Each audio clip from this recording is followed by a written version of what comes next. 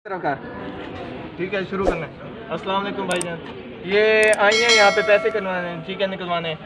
तो इन्हें इनके निकले हैं 7,500, तो इन्हें दे रहे हैं वो 4,000।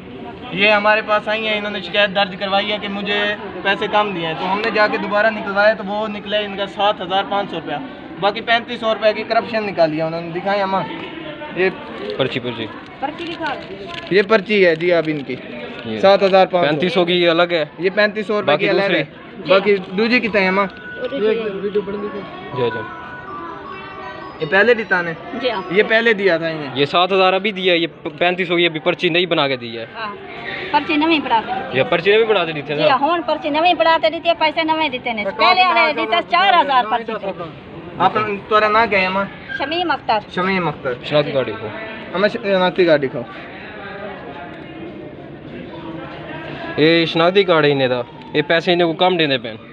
क्या नाम है उसका? मियाँ पता नहीं मियाँ क्या है। चल घेनो इन्हों वीडियो घेनो चल। नाम क्या है इनका? मियाँ ज़मीर। क्या इनका नाम मियाँ ज़मीर है और ये यहीं पे यानी कि नौकरी करते हैं अपनी। रोजाना इनका यही हिसाब है। चल लेकर चल। क्या करप्शन हो रही है? चल बस ठीक है, आगे जाके तस्वीर